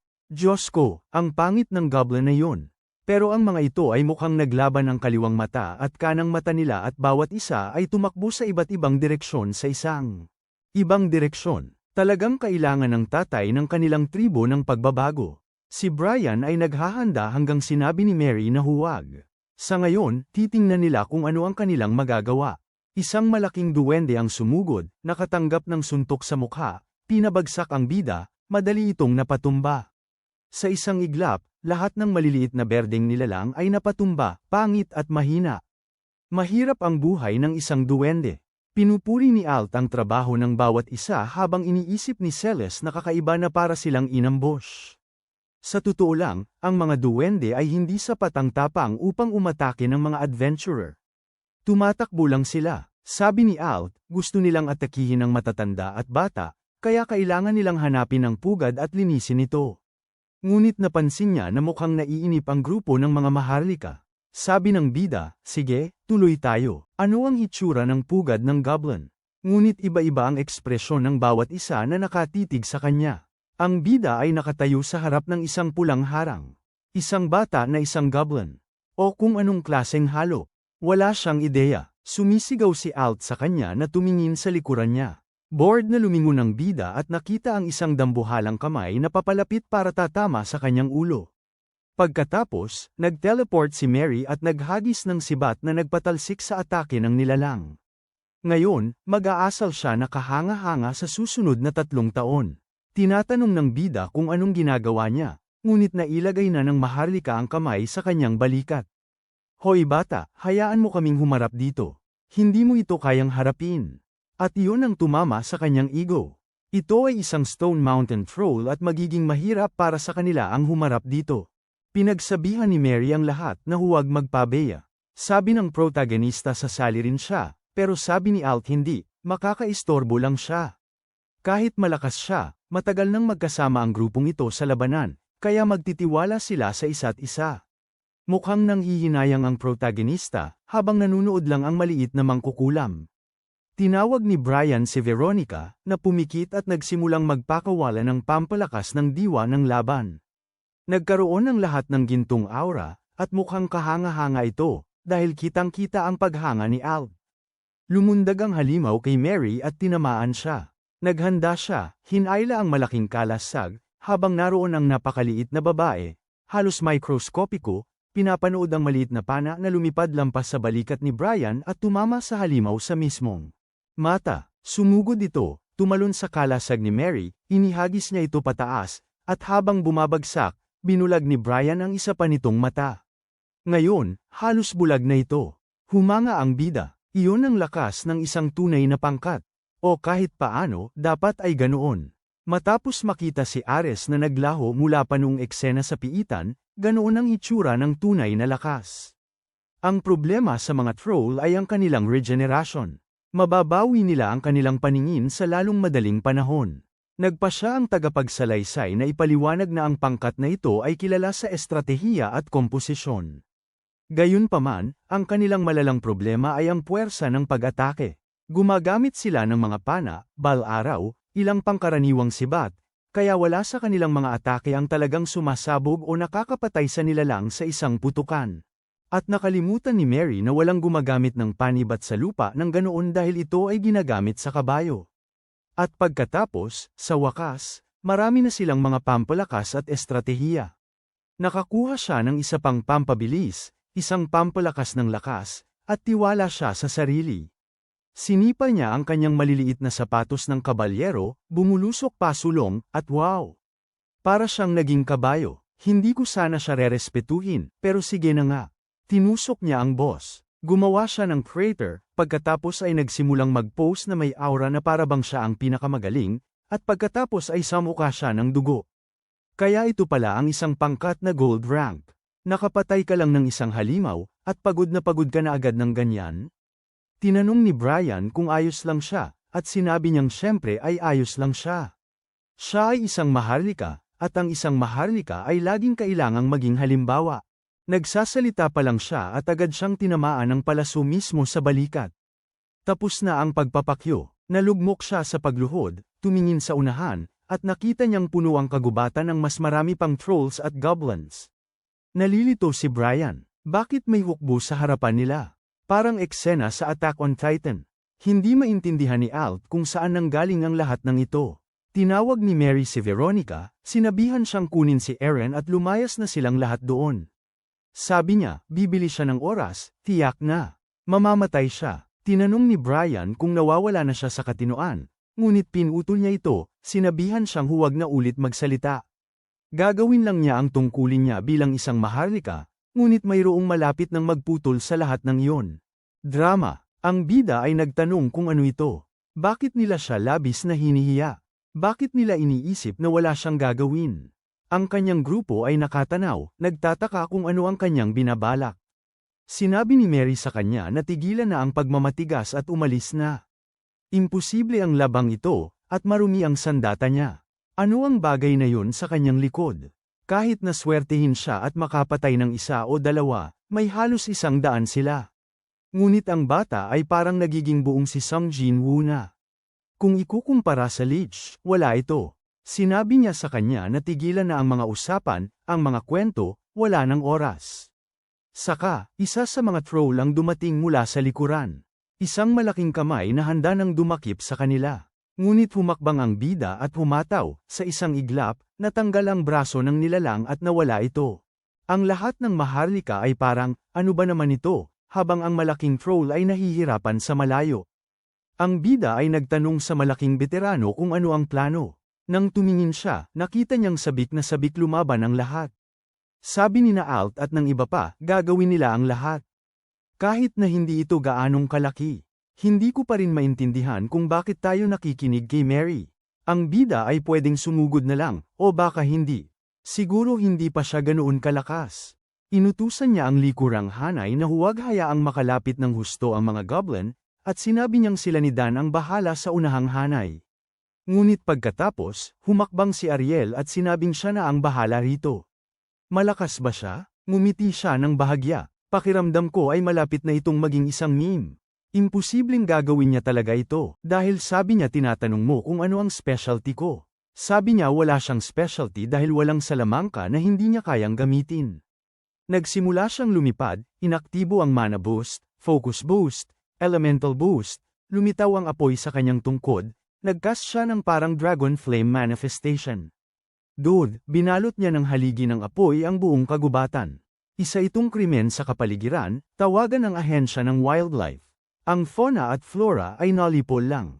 Nakita lang ng bida ang ngiti ng dalagang may talis na tainga at sabihin na ayos na. Ang kawawang si Mary ay lubusang nawasak ang ego at bumagsak sa lupa na parang isang piraso ng basura. Sa susunod na kabanata malalaman natin na ito ay isang nakamamatay na lason. Isang lason na walang lunas sa lugar na ito. May nagsabing ginawa nila ang lahat ng kanilang makakaya ngunit mahirap tiyakin na mabubuhay pa siya. May doktor sa silid kasama si Bran. Sabi ng bida umaasa siyang magiging maayos siya. Dahil isa siyang maharlika, akala niya ay may mansyon siya. Mga mahahalagang tao ang gumagamot sa kanya. Bakit siya nasa lugar na ito? Doon sinabi ng Pandinig 2.0 na hindi na siya maharlika. Nalilito ang bida. Anong ibig mong sabihin na hindi na? Lahat ay tinatawag siyang binibini. Sinusunod siya ng walang tigil. Sabi ni Erin oo, ipinanganak siyang maharlika, at lahat ng naroon ay dati niyang lingkod. Ngunit iyon ay sa nakaraan. Panimulang tanawin, nakita natin si Brand na isa lamang hamak na lingkod sa buhay. May mga gwardyang nagbabantay ng isang karwahe. Nag-uusap ng kung ano-ano, nang biglang tinamaan sa leeg ng isang pana ang isa sa kanila. Isang asul na bandila ang itinaas. Lumitaw ang mga kabalyero at sa susunod na eksena, nakahandusay ang lahat sa lupa. May tumawag sa Panginoon at nagtanong kung ano ang gagawin nila sa mga bihag. Sinabi ng nakasakay sa kabayo sa kanyang ama na sila ay mga kriminal at dapat tapusin ang kanilang buhay. Pagkatapos, lumapit ang isa sa kanila kay Brian at inutusang sabihin ang mga krimen na kanyang nagawa. Sinabi ng lalaki sa kanan na sila ay maliliit na tulisan lamang. Naghahanap lamang sila ng mga nahandusay sa digmaan. Agad na kinuha ang kanyang buhay doon mismo. Ang isa pa sa tabi niya ay nanginginig habang si Brian ay nakatayo doon ng walang emosyon. Sabi ng lalaking blonde, napakabata pa ng bata para magmukhang kandila na walang apoy. Wala ba talaga siyang koneksyon sa buhay na yun? Ano ang krimen niya? Habang ibinubunyag ni Dan ang lahat ng lihim. Ang lalaking ito ay handang mamatay para lang hindi niya pag-usapan ang kanyang mga krimen. Maaari siyang ipapatay at hindi pa rin siya magsasalita. O natatakot siyang pumatay ng bata nang walang dahilan. Bigla na lang, handa na ang kabalyerong yun na bunutin ang kanyang espada habang tumatawa ang lalaking blonde, na sinasabing kahit papaano, matapang siya. Nagustuhan niya ito kaya magiging perpektong regalo siya para sa kanyang anak na babae. Oo, alam na natin ang mangyayari. Bata, paano mo sasabihin nakakita ako ng isang kriminal na nasa sapilitang paglilingkod sa kalye? Talagang isang napakagandang regalo para sa anak ko. Pumunta sa tindahan, bilhan siya ng maliit na larwang kotse. Isang manika. Si Brian naman ay tanging wow lang ang naiisip. Kaya ngayon, siya ay alipin na. Parang wala nang saysay ang buhay. Samantala, ang ating batang walang emosyon ay nasa bathtub, hindi nauunawaan ang nangyayari. Nangyari ito ng mas maaga, nang sabihin ng ilang katulong na mabaho siya. Paano niya sasalubungin ang binibini sa ganoong kalagayan? Kailangan muna siyang malinisan. Patuloy niyang iniisip na ang isang lugar na kayang magpaligo ng isang alipin ay talagang may sobrang pera. Sino ang binibining ito? At bakit sila nagtitiwala sa isang kriminal na tulad niya? Isa sa mga sundalo ang nagbabala sa kanya, mas mabuting huwag kang magpapakita ng kawalang galang sa binibini, o mas matinding kaparusahan pa ang iyong sasapitin. At pagkatapos, dumating si Mary, hindi ko alam, 7 taong gulang, nasa sabik na makilala ang kanyang regalo. Seryoso, hindi tama ang pag-iisip ng ama na ito. Kaya naroon si Mary, tinatapik ang dibdib niya, sinasabing mukha siyang napakapayat habang iniisip niya na kakaibang liit nito at naiinis na siya rito.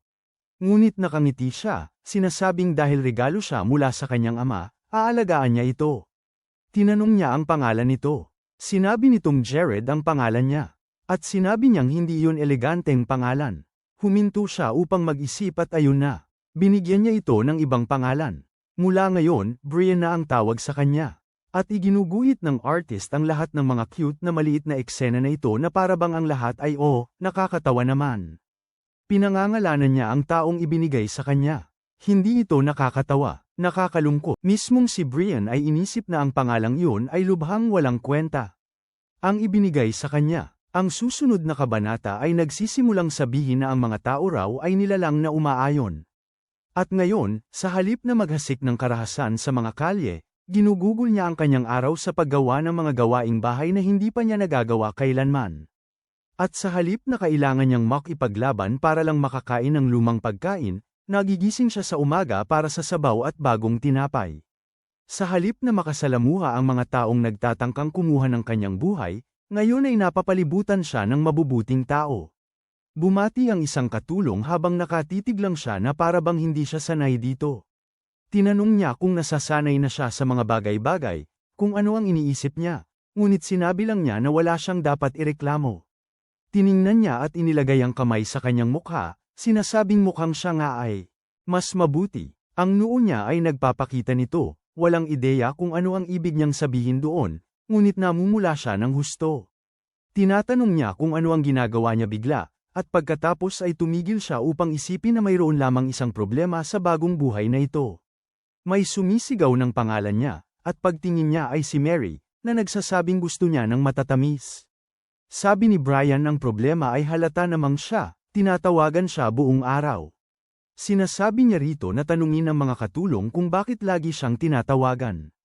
Ngunit sabi ni Mary sinabihan siya ng nanay niya na hindi siya maaaring magkaroon ng mga katulong, at ang mga iyon ay hindi nakikinig sa kanya. Sinabi lang niya sige at dinalhan siya ng pasta. Masayang-masaya siyang kumakain, sinasabing alam niyang siya ang pinakamahusay, siya lang ang makakalusot at makakakuha ng lahat. Ang pagkain na gusto niya. Siya ba ay isang sikat na tulisan bago siya napunta rito? Hindi siya sumagot at sinabi niya sa amin na mga manunood na ganito siya huminto sa pagiging si Jared. Lumipas ang ilang panahon, dinidiligan niya ang mga bulaklak. Tinawag siya ni Mary, ngunit mas matanda na siya ngayon, sinabing pabalik na ang kanyang ama mula sa kampanya. Sinabi niyang inaasahan niya ito, at pagkatapos ay dumating siya, ang pinuno ng House Chatillon, na nagngangalang Las Ellie, kasama ang kanyang asawang si Catherine Chatillon. Sabi ng matanda, masarap makabalik sa bahay. Tinawag ni Mary ang kanyang ama, nagulat siya, tumakbo at niyakap siya. Sabi niya, ang laki na ng pinagbago niya, halos hindi na niya ito nakilala. Si Brian ay nagbigay ng maliit na bati na may tango, at may nagtanong kung masaya lang siya kapag siya nakita ang kanyang ama. Nang tumingin siya sa gilid, naroon ang dalawang kapatid na mukhang disente naman talaga, at hindi ko maintindihan. Ang pamilyang ito ay napakapulido. Paano siya matatanggal dito? Ang magkapatid ay sina Leon at Reynolds. Hinahaplos ng lahat ang kanyang ulo, nagtatanong kung kamusta siya. Dumaan ang isa sa kanila kay Brian at pinasalamatan siya sa pag-aalaga sa kanyang kapatid.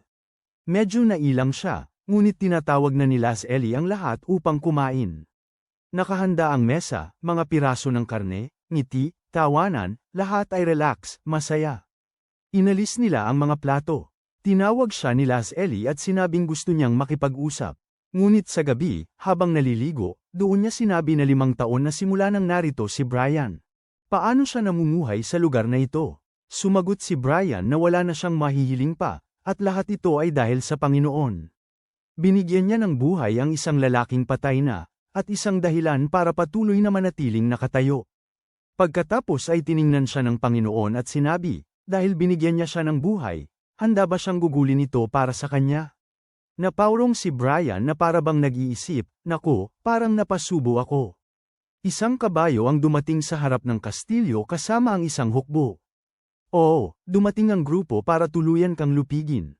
Wala ka nang gaanong magagawa maliban sa pindutin ang like. Sa video na ito na tumutulong kay Imanga na mag-recap para makagawa pa siya ng mas kawili-wiling content para sa mga viewers niya, ay activate yung maliit na bell, at alis na ako.